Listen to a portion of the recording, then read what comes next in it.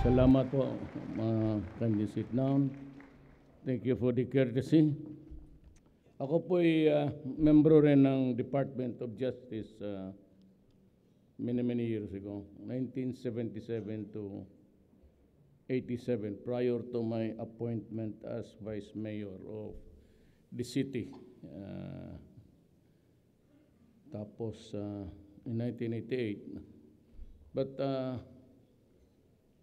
I was a prosecutor of Davao City at that time. The predecessor, the Tanod Bayan, also appointed me as special prosecutor for the Tanod Bayan. So I got a lot of experiences yung panahon na yun, touring Mindanao, prosecuting cases, and I find myself back in the department where I started my career in government. The Secretary of Justice, Aguirre, the second, the members of the House of Representatives, officials and employees of the Department of Justice, mga kasama ko sa gobyerno, mga mahal ko na kababayan. No, it's raining hell outside, cats. Tapos, I get to read about 3 pages. Nabasa ako, tapos ito lang. You know, I think yet you deserve more. But more money, ibig kong sabihin, yung hinihingi ninyo, yun rin ang hinihingi namin. The perennial and maybe generational problem sa gobyerno is actually pera. And because of sometimes an enormous problem crops up in your life, huwag kayong ma-insulto, kulang talaga. If one gets to be, may mga ano sa pamilya, cancer, gano'n, talagang kulang. And I have experienced it also. But somehow we manage. Now, let me just be clear. There's a lot of publication about my millions. Kayong nakakilala sa akin from Davao, alam ninyo yan. But, you know, my father was governor when he died. At least alam niya maghanap buhay because we had a nice plant and a lumber yard. Construction was booming at that time in Davao. It was a developing city. But when he died, we could not agree with each other, the brothers and sisters, so we decided to sell all. Yung nakuha ko, substantial. At sinabi ko, if I authorize everybody as in everybody, to look, to dig into the IBAA, Insular Bank of Asia and America, let's say the Union Bank now, you'd find there that yung fourth year pa kami, I had $1 million already. Yan ang totoo. So, yung naiingit, you know, I'm sorry if you are a son of a very poor, I don't know from where you come. Kami dumating sa Davao, hirap. We had to climb our way. And as a matter of fact, that space there between Ateneo and the Davao, saka yung likod was a wetland noon. So akala ng tatay ko pwede doon, only to find out that Davao, in spite of the sloganeering of the Americans that go to Davao, go to Mindanao because it is a land of promise. Unfortunately, it was not really so. Davao City was already divided. May mga homestead na noon, like 7 hectares, 24 if you're a corporation. And so Davao was just owned by about, can count them, 7 families. And that is why yung squatting problem is very serious there. And Davao has on record, the highest of in the acquisition of lands. Kasi alam ko, in this sense that there was that promised land, but it could not apply to all. My father became governor, I became mayor, by destiny, maybe, and president. You know, in 1988, I became mayor. I never lost an election unto the presidency. Yan talaga ang historical ano ko. And I governed Davao for almost 23 years as mayor. And I challenge everybody, go to Davao. It has posted the highest this year, growth rate of 9%. When we took over the reins, just right after martial law, Davao was just growing economically by 2%. Ang growth rate ang sa human, ang mataas. So, because you know, the proximity Mindanao and the Visayas, a lot of them went there to find out and for the greener pasture. Some made it good, others became rich, enterprising, but mostly yung lupa ng Davao. It's a bit of history para malaman ninyo. Ang Tagalog, kasi yung Bureau of Lands, nandito. So when they started to, and I do not blame them. Actually, at that time, in the 48, 49, 50, we went there 48. Malaki masyado ang Davao. Well, because maliit ang tao. Now, Davao is so small because of there's 2 million people in it. And they need land. Kaya that's why pati ako, hindi naman nung sabihin na tumayo ang tatay ko doon na talaga wala kami matulugan. But he tried kasi wetland eh. Pagatpatan ang tawag dyan sa Bisaya. So, yan. Pero kung abogado yung tatay ko, he practiced na. Kasi itong mga unbelieving, pati the dirty minds, wala akong magawa sa inyo. I mean, I am not, ayaw ko magyabang, pero yun hindi akin yun. And even during the campaign, 211 million. That's a bullshit. Alam mo, sa totoo lang, I've given the waiver.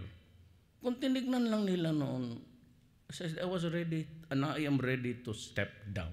Now. Kung kami makaturo lang yan, totoo. Na meron akong deposit, baski $1 dyan sa Hong Kong, I will step down as President of this Republic. Wala akong problema dyan.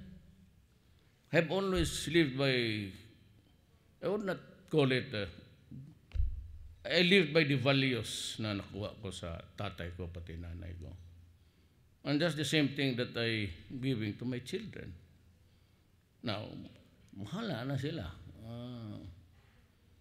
Kanya-kanya na sila. Kaya isa, mayor na, nanununtok pa nga eh.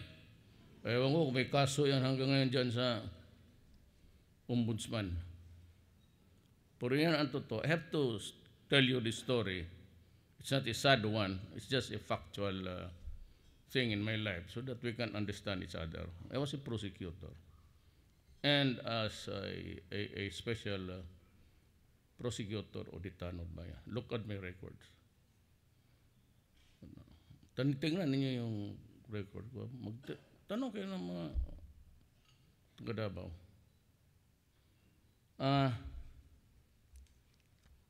Let me just begin by saying that ito kasi yung EKJ, sinakyan talaga ng husto eh. But I hope that the Americans are here, especially those connected with the human rights.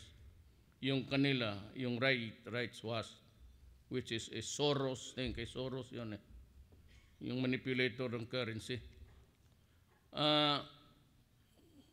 dapat pag-usapan natin because this is the first time that I will tell you. You know, you cannot operate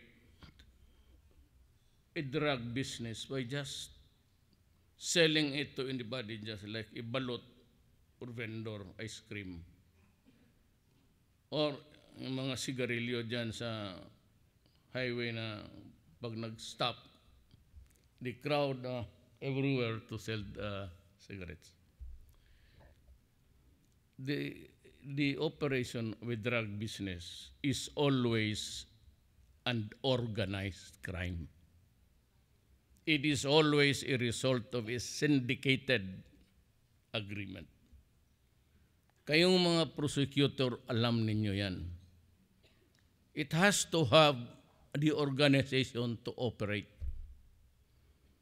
There has to be some cooking, and there has to be some loyal lieutenants to make the distribution down to the peddlers who take the order from the above. So they would know if the supply is there or if there is no supply at all. Would it be hard for them in the coming days because nakuha yung ilang tonelada, so walang business, so they have to parlay something else, marijuana, and I have always been a hardliner. Baskit tanungin ninyo sino, talagang hardliner ako sa krimen. Magtanong kayo, sabi ng iba, pumapatay ka ba? Pumapatay ang mga tao. Many times, 3 months into the presidency, I had this encounter with, and it was covered by the networks.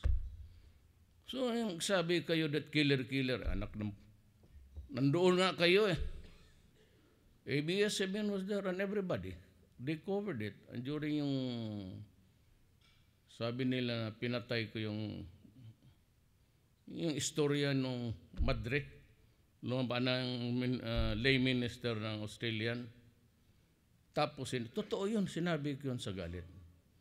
Sabi ko, earlier ko, putang inang mga to. Tignan mo mga ulo. Mas nauna pa sa magandang babae. Kasi yung, tinuro ko yung lay minister.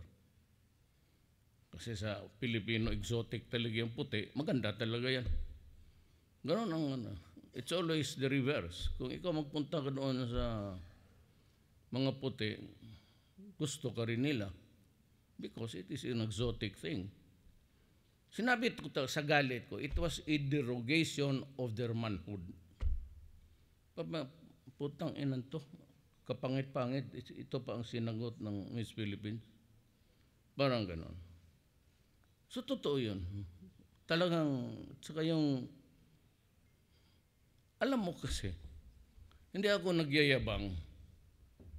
Walang ata ng presidente who have had the experience of being taken also as a hostage. Yung sa Dapicol yun. And there was an outbreak. So each prisoner got hold of one hostage. Ang may naiwan kasi doon pagtakbuhan, isang yaya ng bata. Kapatid, ang nanay, kapatid ng yaya. Eh ang problema, naiwan na hostage.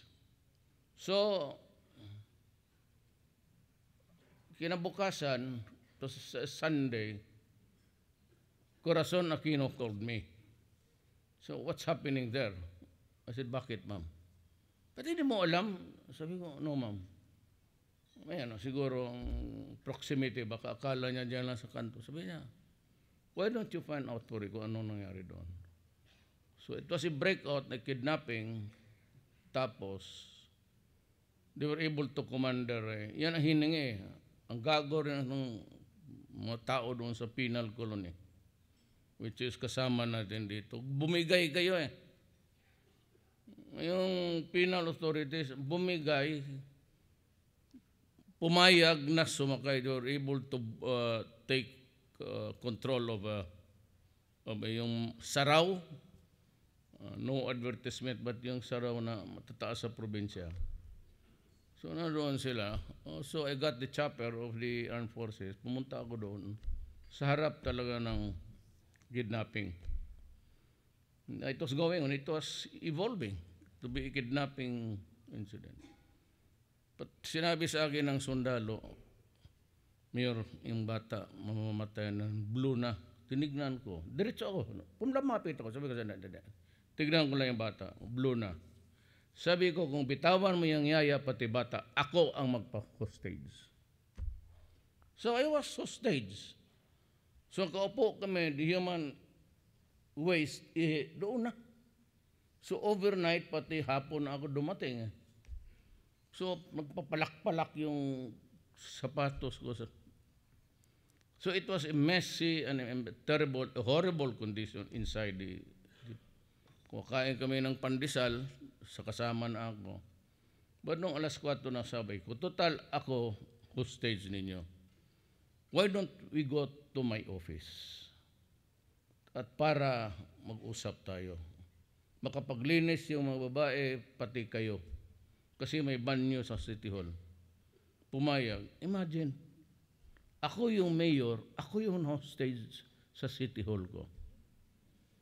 Kaya tiniis ko lang. Putang ina ito, bantay ko yan. Tapos nung nandoon na, nag-surrender ng iba, may 6 na naiwan. Umuwi ako, ito, buhay pa naman sila lahat eh. Si Kalida, si Mayor na Obhagono, yung Chief of Police noon. Doresa, who was there. Galicia, the Chief Prosecutor of our place sa City Fiscal's Office.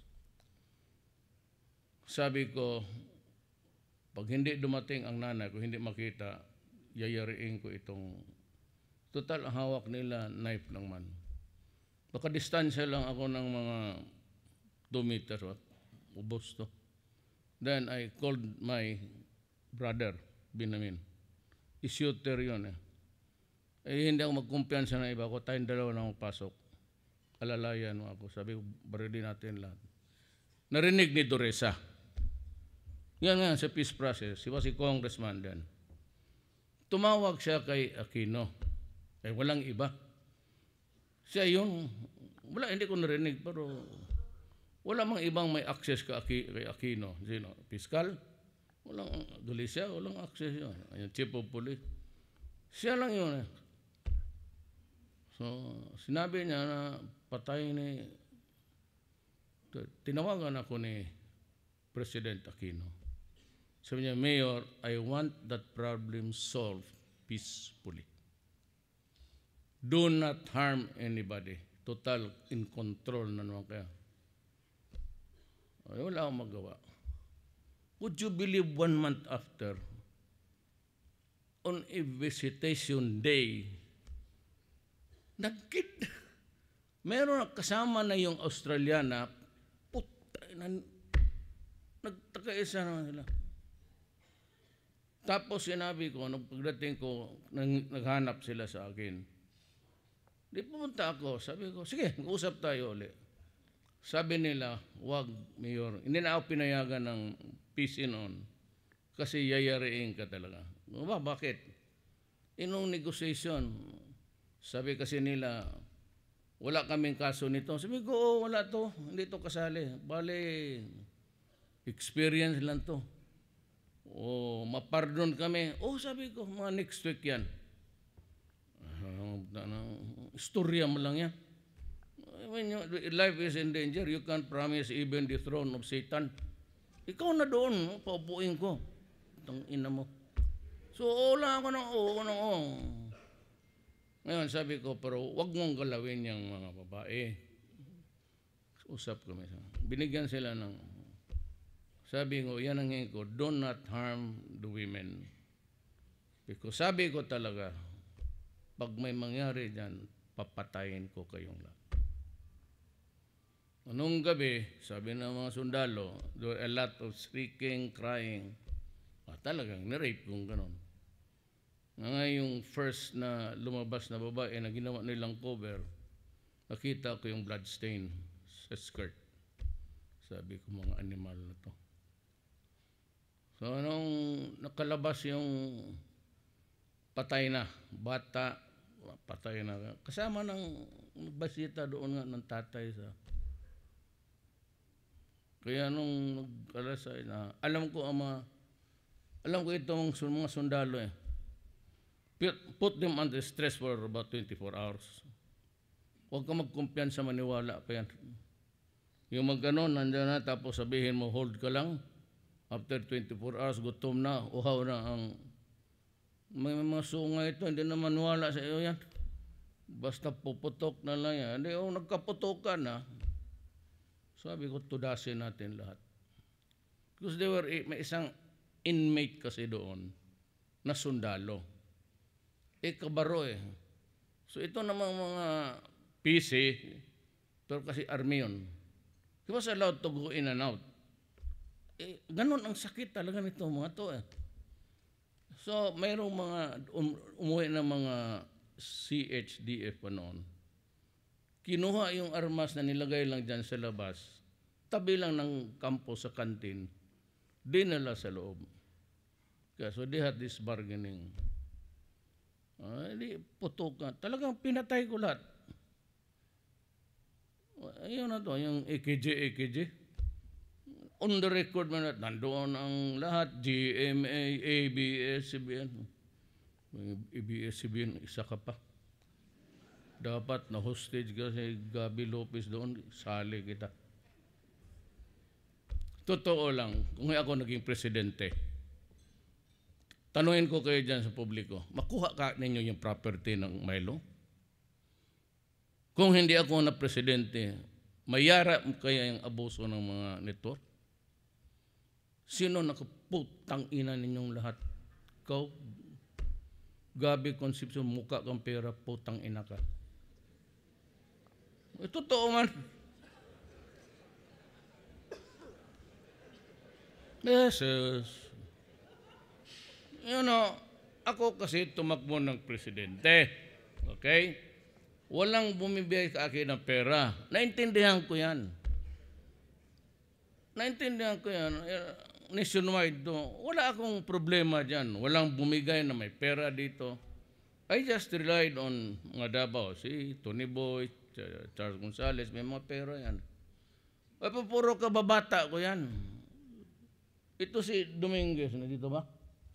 Yung may-ari ng Marco Polo ng Davao yan. Yan ang valedictorian namin nung kindergarten kami, yan ang nag-graduate. Kaya itong mga bright, totoo yan, itong mga bright marunong talaga. Marunong sila kasi hindi naman nahirap kami lahat o mayaman, pero mag-super rich ka, marunong talaga itong mga gago na ito, paano mong pera. Wala nagbibigay.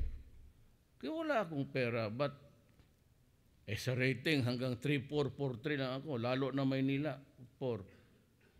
Puno lumabas yung landslide ako dito. Nagbigay ko, kunti-kunti.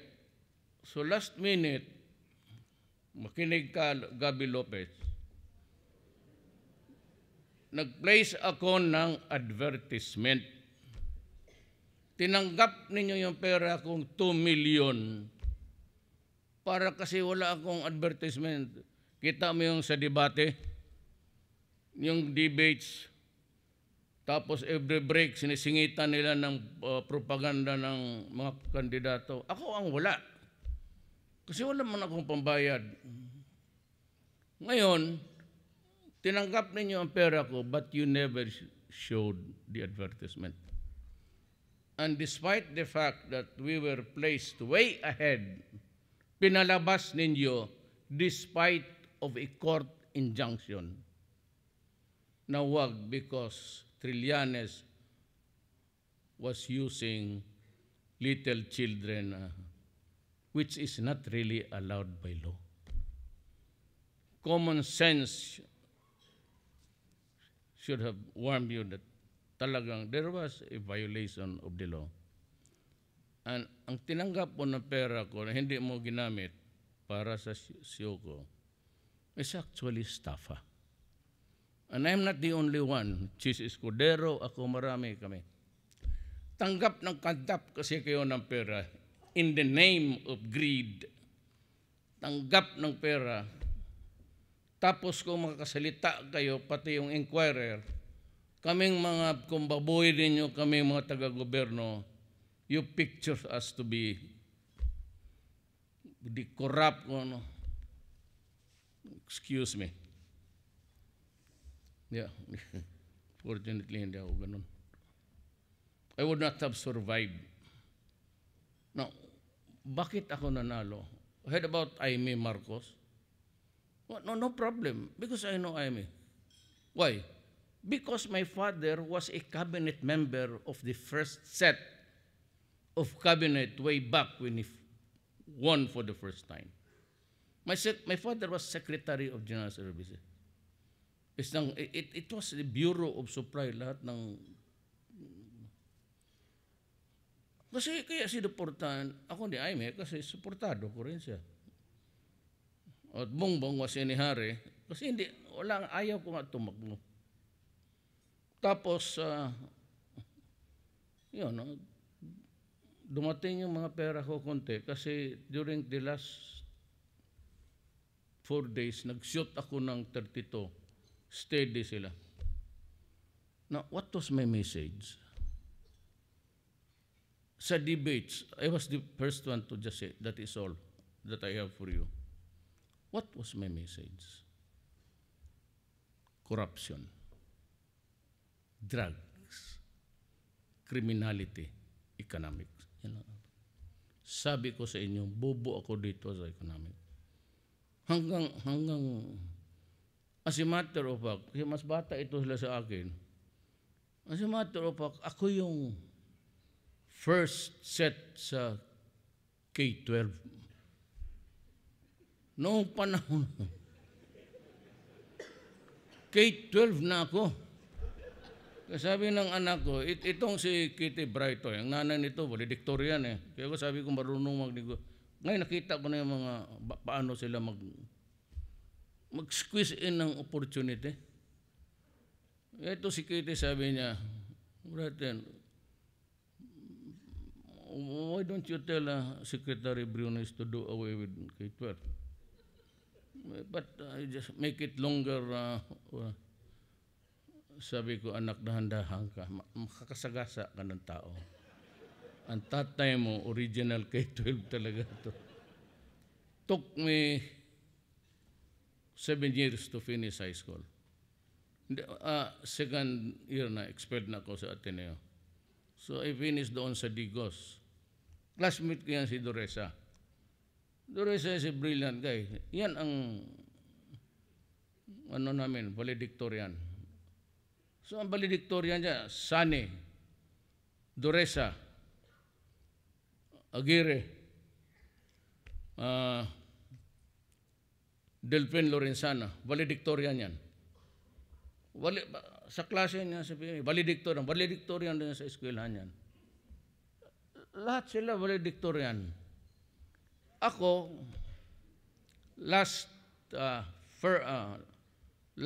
ako sa klase. Tanungin mo yung justices, pero okay lang man. So, where am I now? Where are they now?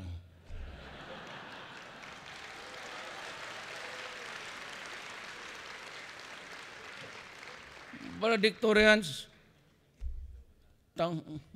trabahante ko lang. Yan ang buhay. That is the... So, sino ang congressman ko? Nograles, pati ito si Lord Velasco. Kay kaibigan, Jaime Abet Garcia. Mindanao, isa lang. Si Agusan del Norte. Bumaliktad. Hindi nakatiis.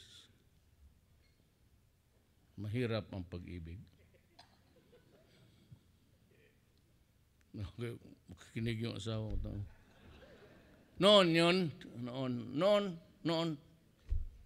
Uy, tagal na. Hindi man sabihin na walang ano lang. So, yun lang nagsuporta sa akin. Kayo hindi ko alam, except for the few guys, classmate ko, taga San Beda, hindi ko alam pa yung sinong sinuportahan ninyo. Kasi kung nalaman ko na majority si Chris o si Rojas, bababa ako dito, bahala kayo sa buhay ninyo.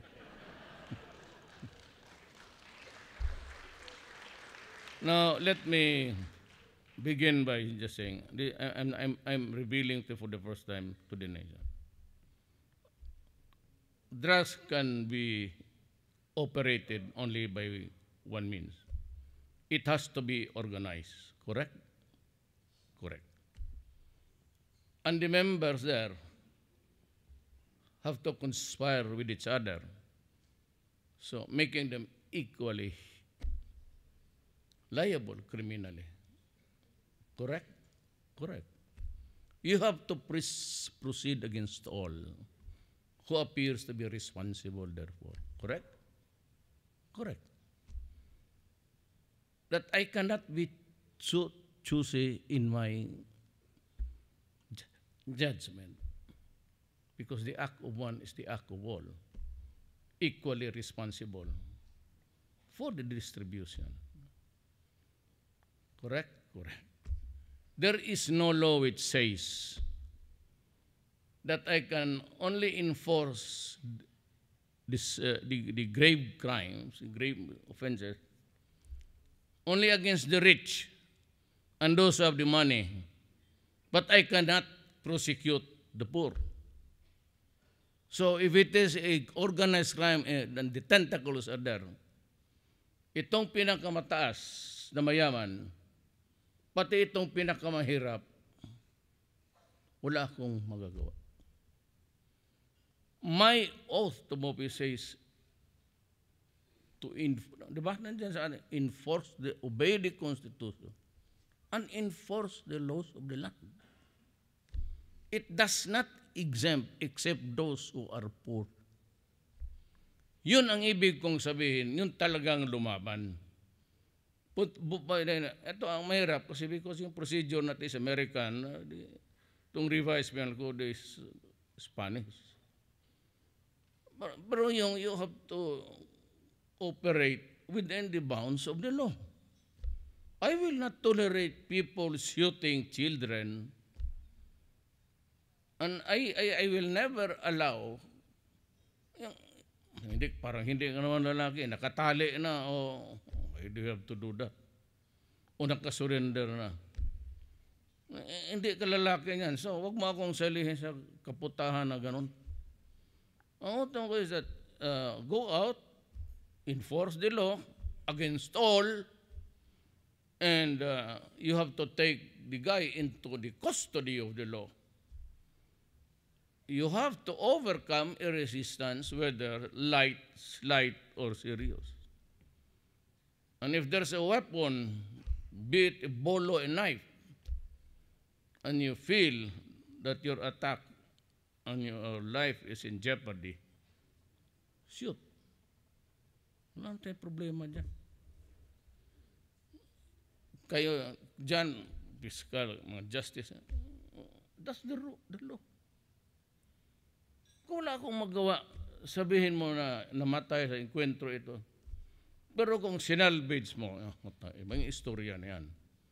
Ang salvaging kasi can also afflict, magtakod saan, and it will be practiced by everybody. The criminals and the police and the criminals would do the same thing.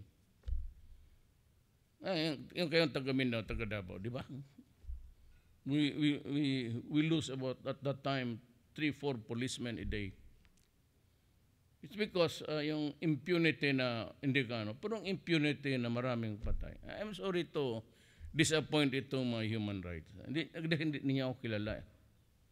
That's the problem. But I was asked during the debates, how will you treat terrorism and drugs? I said, I will treat them harshly. So if you can find the appropriate synonym of what is harsh, then that's it. Ngayon, today, the drug problem or issue is all throughout the world. They have taken over the Bamboo Triad and the 14K sa lahat ng operation sa Southeast Asia. And ikaw noon na tigaluto ka, we are only given a franchise for distribution. Now, I made public yung matrix ni Parahinog because he was there in the middle. And the Albuera mayor, sabi nila na yun ang extrajudicial killing kasi binaril doon sa loob ng detention. You know, as the chief of the bureaucracy, as the one in control of the police, sino man paniwalaan ko? Yung testimony ng mga inmates, ang witnesses ang inmates man, or yung mga police ko. Common sense would say that doon ka maniwala sa police mo. Bakit ako maniwala doon sa mga priso na sinabi na, well, let the courts take it. Ngayon, sabi ni Aguirre, sabi niya, Mayor, it's murder. Go fine. File the case. Wala pong problema. Pero I will protect people who are really doing their work. Now, if that is the theory of the case, I will believe them. Kasi pulis ko yan. Now, the only reason why sabihin nila noon walang patay, it was a paralyzed law enforcement. Maraming corrupt na pulis until now. Cebu City, baski ikaw taga roon, mga taga Visayas, alam ninyo yan. Manila, sinabi ko, totoo, I almost became a liar because I said that I will finish the job 3 to 6 months. But when I became the president, when I had already access to every information, anak ng 9 generals of the police were involved. And believe me, 2 months into my term, first 2 months, hindi pa kami nag-operate kasi kapa ako ng kapa. Sino ba dito sa Metro Manila ang corrupt? But there were already a series of killings. And alam mo kung sinong namatay niyan? Tignan mo. Hindi pa kami nag-operate. And hindi ko lang masabi, sino yung namatay? Bakit sabi ng mga punerarya, puno na ang walang claimants? Well, my God, because they were all aliens. Alam na ninyo kung sino yan. They were operating and the police itong courts nila knew them. Kaya napuno yung punerarya, walang nag-claim because they were strangers. You know lang. 2 months after na set up ko, yun na. Well, kung may if there's one stupid policeman there killing, ganito yan eh. It does not apply to the 2 deaths in Caloocan. I will disabuse your mind. But ako, ayaw ko gustong sabihin, Senator Pangilinan is my friend.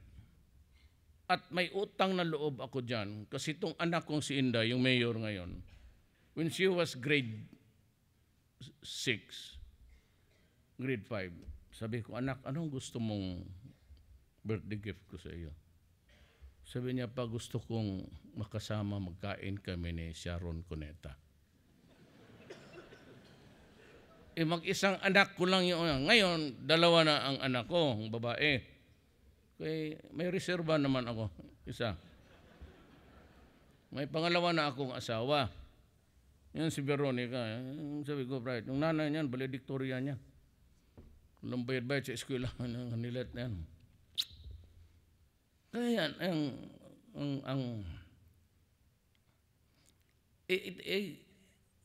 lahat yan halos na ilibing, hindi pa kayo nagtataka? Bakit walang claimants? Almost to 1,000. Well, sinong pumatay? Hindi pa ako nag-operate. So hindi ko sinasabi yung mga police generals. It would not be right because I do not have the evidence. But most likely, the persons interested in doing demoways, a group that gusto nilang mawala yan sila. Ngayon ako, gagawin ko rin. Basta lumaban, patayin mo na lang. Rather than be choosy at that moment na ano ito. Kaya ako believe, the best example na sa order ko nang galit ako, yung sa Caloocan.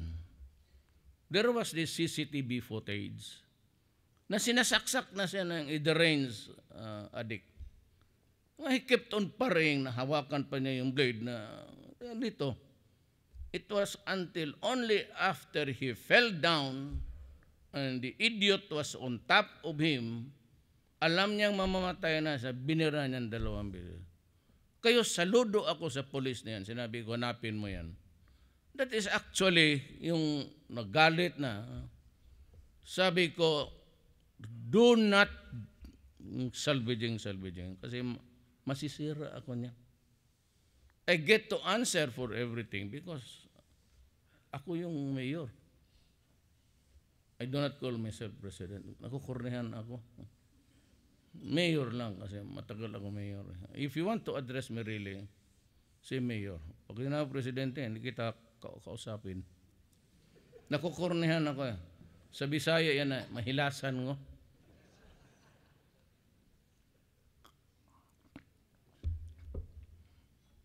Itong drug ngayon is being operated by the 14 King. Bamboo Triad. They have taken over. They are cooking the shabu on the high seas. Tapos, itatapo. Kita mo sa region 1, maraming mga bins na empty, may Chinese character. It's actually Taiwan, and lahat na. And I cannot blame the Chinese government or the people. Because we were doing it here before. Marawi, what precipitated, what was the flashpoint of Marawi? They were serving a warrant for the arrest of a drug personality. So there was a far fight. Lumabas na yung totoo. Now, we'll admit that we knew that they had firearm, but I never expected it would be that enormous. On the 3rd month na tayo going forth, they have still the ordnance and the bullets at ang lahat. May mga barret pa sila. Excuse me, yung paglanding ko, yung pollens, may allergy ako dyan.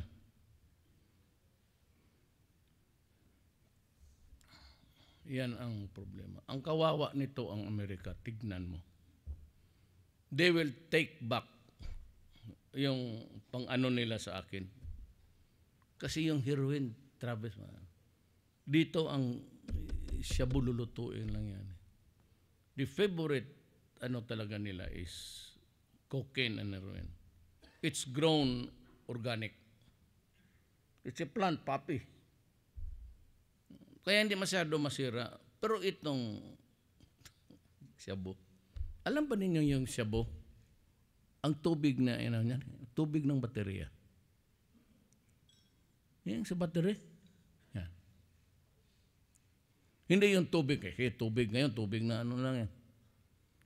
Yung original na baterya natin na luma na acid na if there's a spillage, you see something bubbles. Ngayon, ang transshipment is Philippines. Ganito ngayon. Genetically, I would say that ang Amerikano talaga ang the richest market. I don't know why, but itong atin, maliit lang to. Sila lahat, pati artista. Hindi ka, baski tayo dito. Kita mo naman yan, kita mo parang gunggong. Hindi lahat, pero yung combo. Diyan yan nag-umpisa eh. Yung mga bangag talaga halos. Hindi naman lahat. Kaya maraming sumali sa kampanya ko yung sila Jimmy Bundok. Kasi they realize the serious dimension of the drug problem. Kung maniwala ang Amerika, mabuti. Kung hindi kayo maniwala, mabuti. Basta sinabi ko sa inyo. Now, sabi ko, what is my standard? In Davao,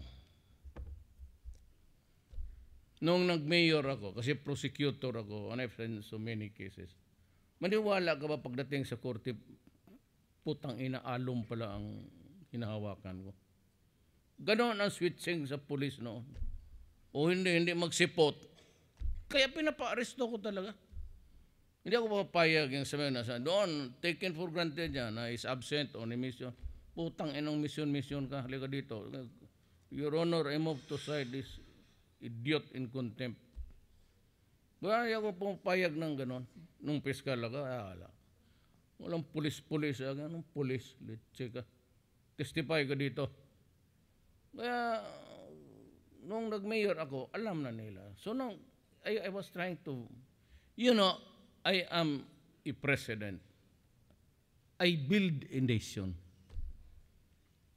for the human rights people. But I enforce all the laws of the land. And I have to enforce it even if it is not to your liking. But I'm telling you well in advance that yung kayong nandito, it's a political thing doon sa Davao. Because nung sabi ko sa Davao noon, first time became mayor, alam ko na ang droga. At alam ko lahat because ang tatay ko nga gobernador. So alam ko ang laro. I could get my information from anybody, from anyone, kasi alam ko yun. So I said, do not destroy my city because I will kill you.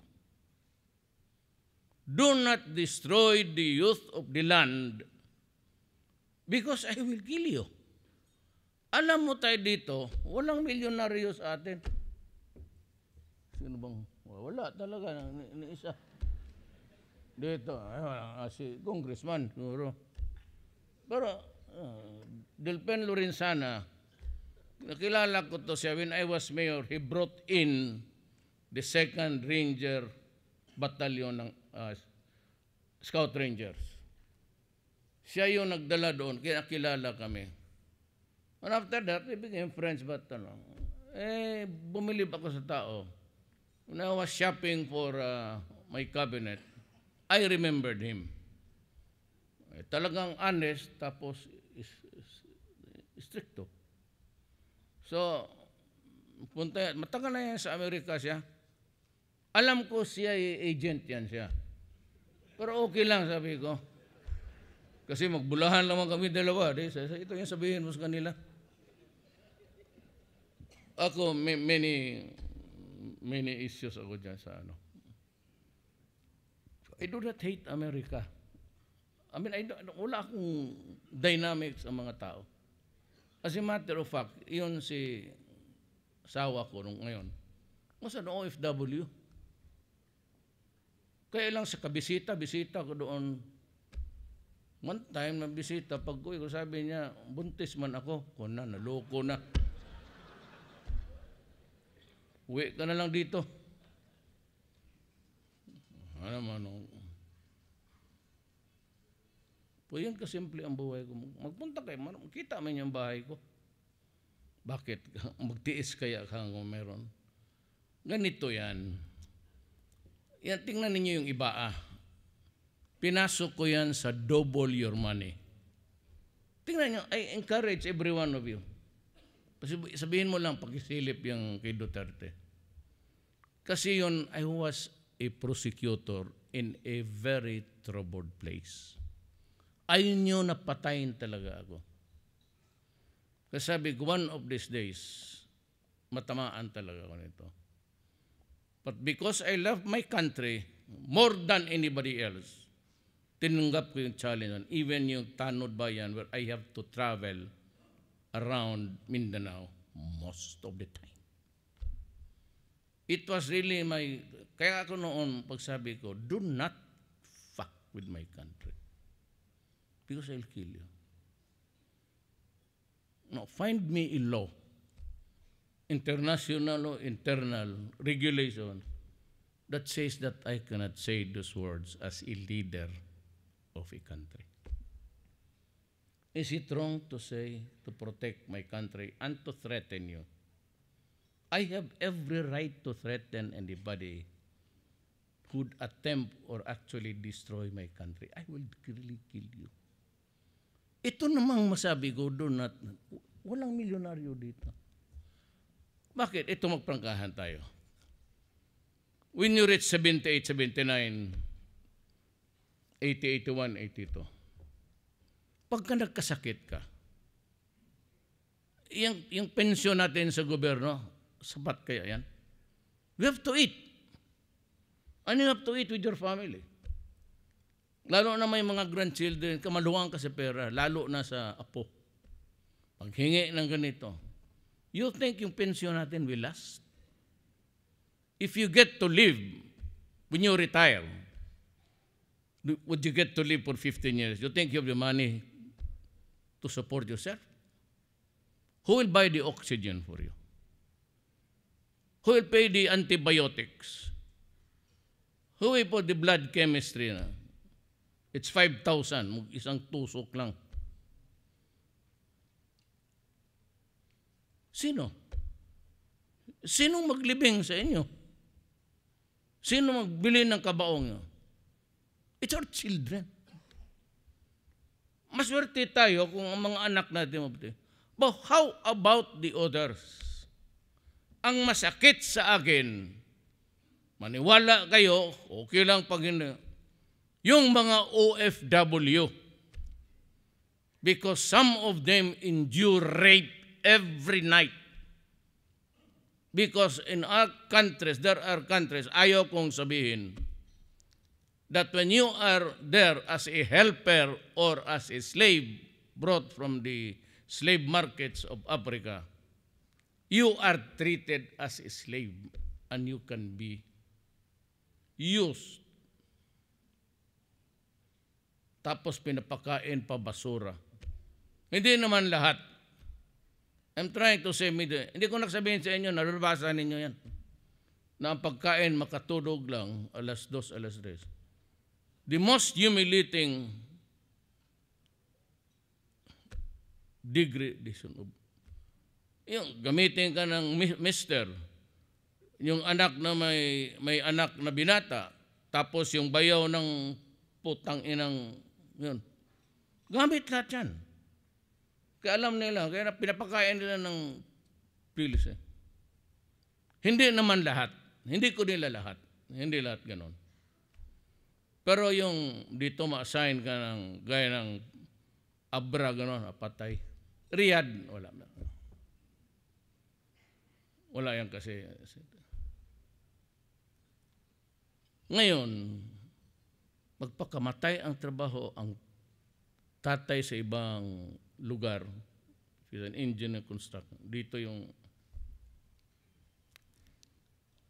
they keep sending money hoping to na mga anak nila makapag-aral. They are now the targets of the small sindikato from the big syndicate. Kasi alam nila na ito may steady. Ang market ng shabu hindi mayaman. Ang mga mayaman, cocaine yan, pati heroin. Walang mayaman dito na nagamit ng shabu. Ang market nila ang mahirap. Kunti-kunti lang yan, pero buong tondo, sige man, sandana.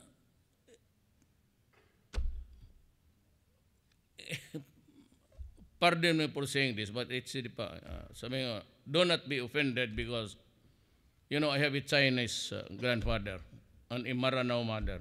So, no problem. Murag ininsik gani nga. Ginagmay lang, volume. Hindi yung malaki. Sige, ginagmay. Kasi alam nila marami. Nung itong bata na ito, targeted dito sa pabilihan hanggang magbigay. Maisip ko lang na ang nanay, hini. Ang tatay, magkaroon ng spinal problem sa kabigat ng trabaho nila doon. Tapos pagdating dito, for all of their sacrifices, for all of the hardships, and for all the humiliations, pagdating dito yung anak nila, walang nangyari. Bangag pa. Maligahayan ngayon. Sabi ko, putang, patahin ko talaga. If he cannot demand a pound of flesh, bantay kayo sa amin. Kaya itong mga malaki, tanay-hayarian ko talaga, anak ng ito maniya. Believe me. I am prepared to go whatever hell or priso. Jesus Maria. Total, si Agiri man ang ikuputang. Kung may kubol yung mga yawa na, hindi may kubol ako sarili. At kung maswertihan ako, baka may tiga-service pa. Secretary of Justice. God damn it. Yan ang So, araw-araw ito hindi ito mahinto. Nakikita ko kasi sinasakyan talaga. AKJ. So be it. So be it. Make it the issue all throughout my term.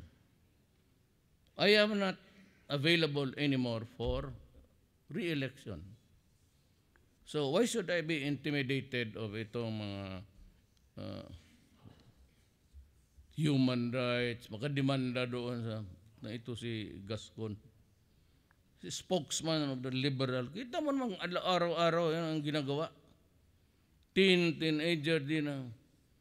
You know, that day, the day after rather, namatay yun si Kian. But because of drugs really are flooding the country and Caloocan, there was a police operation. Pagdating ng pulis, inunan dito. May vest, may protective. Tinamaan dito, patay. And one another police sa Surigao. That day, 2 pulis. Na hindi pa ito, kung tignan mo, hindi talaga ulul tumpot, puro politika. May nakita sa footage, may dalang malita, may 2 years old, tangan-tangan niya. Pamangkin pala niya. Check-in sa hotel, he raped the child, chop-chop, nilagay nila sa malita. Labas siya, wala siya malagyan, iniwan niya yung bata, parang kinilaw. Bulacan. 5 pamilya, ni-rape yung bulag na nanay, yung asawa ng anak, tapos pinakialaman pa yung 1-year-old. Tapos, ito na lang. You are familiar with the statistics, especially crime. Tell me honestly, bilangin mo yung mga victims ng drugs, rape, multiple murder, of recent memory, police. How many police drug-connected na namatay sa akin? Ilang police ko? 32. Bago lang yan, sa akin lang yan. 32. O 32 if you want to. Army, marami. Kasi doon sa Mindanao, pag break mo ng kung ang police patay, nakaharap niyan sa M60, it has to be ang entry is always the army. Mas maraming patay sa Mindanao na military sa drug-connected raids. I think sa military, almost more than 100. Kasi minsan tapunan ng IED. Kaya yung sa Marawi. Ano ang umpisa noon? Di ba a drug personality was being taken in? And they were not able to do it because lumabas na yung armas. At bakit ganun karami? Sabi ko sa inyo, ito, ayan naman si Delfino. Nung ako ang nagtawag ng command conference for the first time, we were talking almost everything, terrorism, threats from the outside. Pagkatapos, there was this drug, pero statistics. Bago magtapos, sabi ko, ayan si Defense Secretary. Gentlemen and ladies, yung mga, sabi ko na, I think we forgot to really discuss. I see the dark clouds looming in the horizon. And I told them, prepare for the coming of the ISIS and extremism. Extremist na kasi ang Abu Sayyaf. Sinabi ko sa kanila yan. Then I bought plenty of it, ISIS. Binigay ko sa kanila. Lahat sabi ko, must reading. A must read for everybody, police pati military. Basahin ninyo yan. And prepare. Dumating nga. Now, why are it taking us too long? Sabi ko nga sila, they have to revise the doctrine after this. Mga doctrines nila. Because ang training ng scout rangers, mga rivers, gano'n. But it ain't so now. Kita mo ang gera ng Iraq, Syria, Libya, and it took them to take Aleppo and itong Mosul until now, kasi there is a natural cover, concrete building. So they were positioned there. I've lost about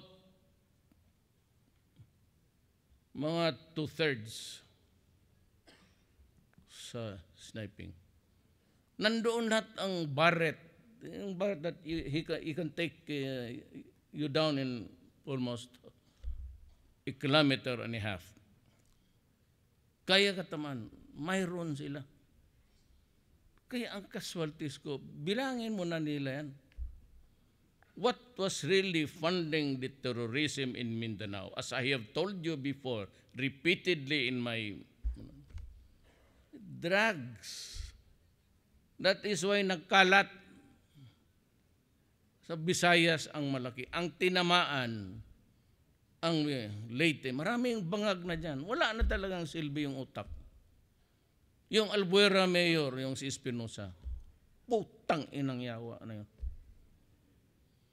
Siya yun Eastern Visayas, Western Visayas o dikta. Yung mag-asawa, pinatay dyan sa pier. Galing Batangas ata yun. Then, ito si Mabilog. Sumibat na ang luko-luko. Kaya gusto ko nga na mabigyan sila ng briefing, pero national security. I'll just invite them, pati si Drone. Pinsan kasi niya yan si ano. You're worried about extrajudicial killing. Count the number of Filipinos and children who lost their lives for nothing. Except that. Rape. Mayor pa ako. 18 months.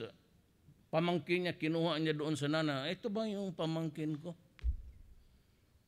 Tapos nawala bigla. Kumusta ka? Kumusta? Maya wala, hindi na makita. So, everybody started to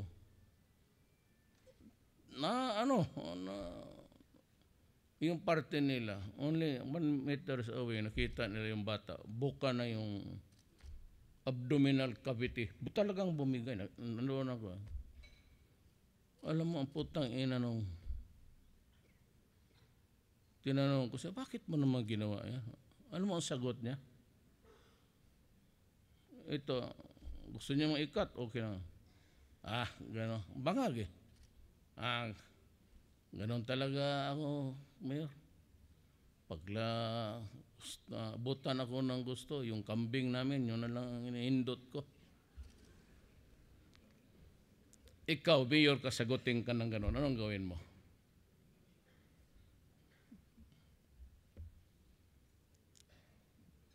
Sagutin ba ako ng gano'n? Sus Mariusep.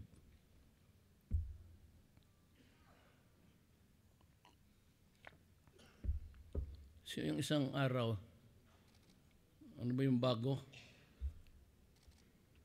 Na pinag-iba niya, durog ako eh. He committed a crime. Kalimutan ko na lang. Mas matanda ako sa lahat sa kanila eh.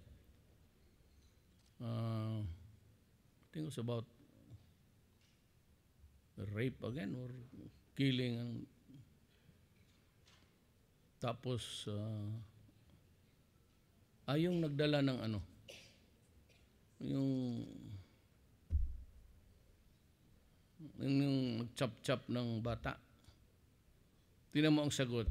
Tinanong siya ng, bakit mo naman ginawa yun? Ako, basag ako sa droga eh. Buti ka, hindi ka umabot ng Davao. So, ganon ang sagot mo sa akin, pareha ka doon sa hindutero ng kambing. Bullshit kayo. You must have heard me. Well, mga classmate ko, walang kilala nila ako. Mga brats ko kilala. That is my characterization of my administration. Talagang ako sa crime.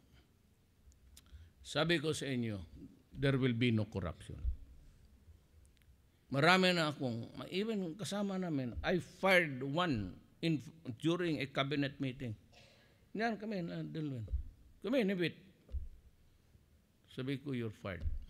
Go out of this room. I do not want to see you, son of a bitch. Umalis ka. Yung harap-harapan na lying to his teeth, tapos ganun ang isagot mo sa akin. Lahat ng korupsyon, pati yung si Paner, yung babae na, ganun yan eh, pag pinaalis mo, magpunta ka sa oposisyon. Diba, Sugar Regulatory Board, mag-employ ka ng mga kaibigan mo, ilagay mo 200,000 a month, mga consultants, nabuang ka. Ang sweldo ko nga 47,000. Ang putang ina. Buti gayon, in-increasean. Naging 100 na. So ilan lang yung 100? Tag 50 ang isang pamilya. Ang para sa akin, kaya sabi ko, what was really my complaint? Maliit ang sweldo. Totoo yan. For my needs, maliit talaga. 2 families eh. Hindi naman matanda lahat. Yung bunso ko, sabi ko, nasa nanay niya. Ay yung apo, rumami na lalo.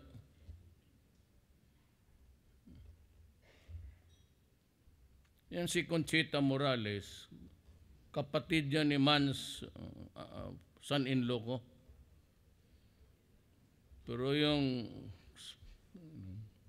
lahat dinmanda mo, puro naman oposisyon. No? Magdemanda ka man ng isa o dalawa dyan. Pati lahat. Hindi ako tantangin mo yung mga classmates ko. Pag nabi kong putang ina ka, ano pakialam ko. Ewan ko kung, I do not know if I'm an added blessing to the country of the Republic of the Philippines. or I'm a burden to the people. But I can assure you, nandyan na ako, there will be no corruption. Wala yung mga deals na malta. That's why I fired this guy. Going to Austria to buy a bomber truck, 18 million. Sabi niya, grant. Grant is, pag i-grant ka ng pera, when it is a grant and accepted by the Republic of the Philippines, it becomes public money. Even if it's a grant from Austria, if it is public money, you have to go into the bidding process. Wag mo akong bulahin. Mas marunong ako sa iyo. Kaya nga matagal ako sa eskwelahan kasi natuto ako ng lahat ng pagnanakaw, paglahat. Tapos bulahin mo ako. Matalaala ko tuloy si Justice Solidum.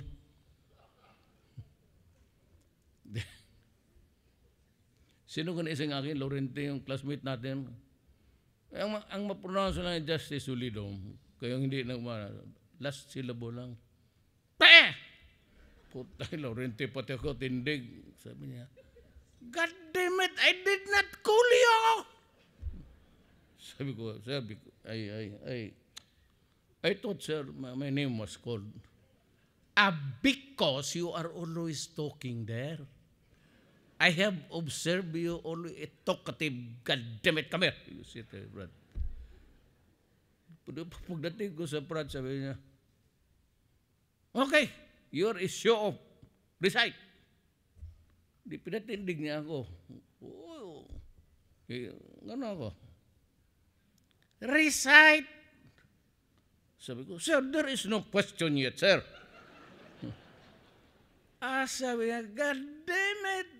Duterte, do not scratch your head and distribute your dandruff.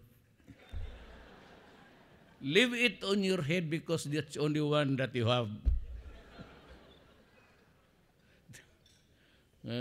Ang buhay talagang malupit. Ay, kami na dumaan dyan ng mura. God damn it, youth. Kaya ako pag magalit, inimimik ko si Solidum. God damn it! Pero ano yun? Lahat kami sa remedial, ang dali namin natapos. Sa remedial.